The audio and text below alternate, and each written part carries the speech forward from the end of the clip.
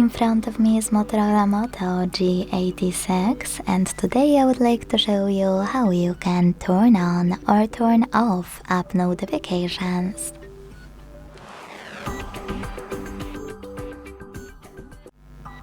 Begin by going into Devices Settings.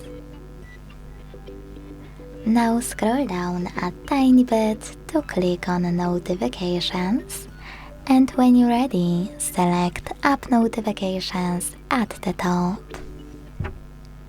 Now hit Most Recent under Apps Notifications and pick one of those sorting options: Most Recent, Most Frequent, All Apps, or Turned Off. I will go with apps with most frequent notifications, so I have to click here. Finally, by tapping on blue switches next to your apps, you can block notifications from them, and by clicking on gray ones, switch them back on.